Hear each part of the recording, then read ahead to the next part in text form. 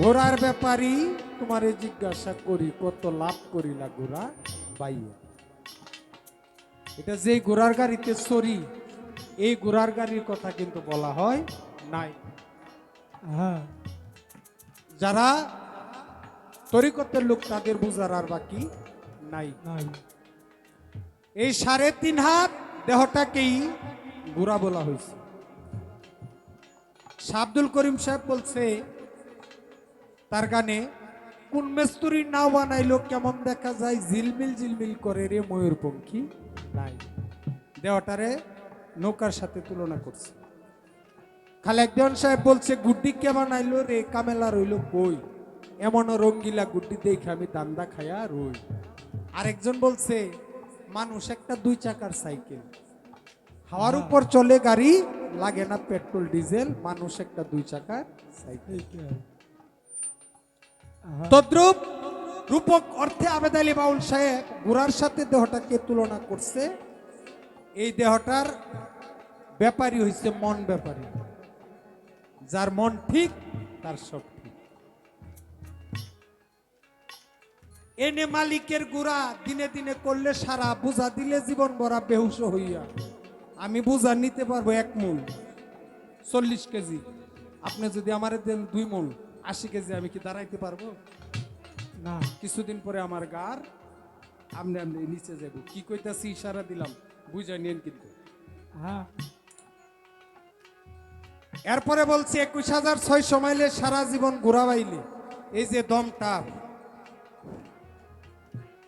দ্বাদশ ভিতরে দ্বাদশ বাহিরে, 12 আঙ্গুল ভিতরে 12 আঙ্গুল বাহিরে, 21,600 বার 24 ঘন্টা আসা এবং যাওয়া করে।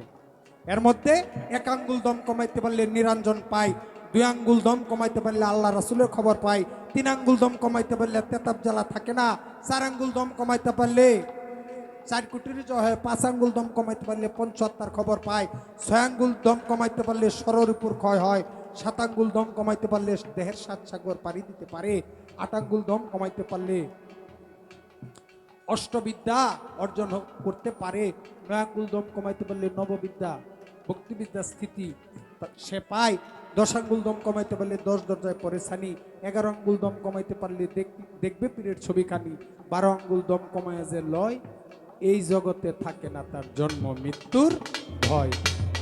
যেখানে জন্ম মৃত্যুর ভয় থাকে না, এইখানেই বলছে, ওই যে তুমি যা করাও, দাদা যে প্রশ্ন করছে, তুমি চলাইলে আমি চলি, তুমি আমি আমি তুমি। একজন ভক্ত যখন সাধনার 12টি স্তর আছে, হুশদার দম, দমটা হুশের সহিত ফেলতে হবে, নেগাবার কদম, গুরুর কদমের দিকে, গুরুর চরণের দিকে সদা সর্বদা খেয়াল রাখতে হবে, কিলিলাম জুমান সফর বেতন এর ভিতরে সফর করতে হবে, ময়না মুফাসসিকা মুরাকাবা মুশাহাদা, ফানায়ে রাসূল, ফানায়ে শায়েখ, ফানা ফিল্লাহ, শেষ হলো বাকা বিল্লাহ। বাকা বিল্লার পরের যে স্তর, সেই স্তর হচ্ছে লা মুকাম, যেখানে গুরু আর ভক্ত, ভক্ত আর গুরু, আর বাদ দিলে তুমি আমি আমি তুমি, আর কোনো ব্যবধান থাকে। তাহলে গোড়া বাইতে হবে, গোড়া বাইতে হবে, না বাইলে সৃষ্টি কেমনে বাড়বে? হ্যাঁ গোড়া বাওয়ার কৌশল আছে, যাই না নিতে হবে।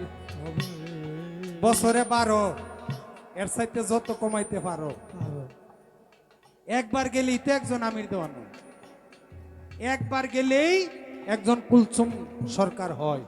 বারে বারে যাইয়া, বারে বারে যাইয়া, বারে বারে যাইয়া পিতৃদন ক্ষয় যারা করবে, আমানতি বস্তু যারা ক্ষয় করলো, আমার আল্লাহ বলে কাল হাসরের মাঠে তোমরা আসামি হইবা। আমি যে 16 আনা পুঁজি দিছি, 16 আনা পুঁজি যদি না বুঝাইতে পারো, তাহলে তোমরা আসামি হইবা। এই জন্য বছরে 12, এর চেয়ে যত কমাইতে পারো। আর এর চাইতে সাধক মনি ঋষি যারা, তারা বলছে বছরে একবার গেলেই হয়। সৃষ্টির জন্য, সৃষ্টি বাড়ানোর জন্য একবার গেলেই চলে। ওইখানে কামিনীর 3টি নালা,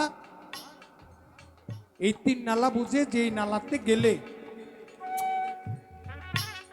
ওইখানে ডুবার ভয় থাকে না, ওই সময় যাইতে হবে। রাগ, এই গানের পৃষ্ঠে আরেকটা গান লাগাইলে হইতেছে না, গানটা গুরুত্বপূর্ণ জায়গায় গেছে।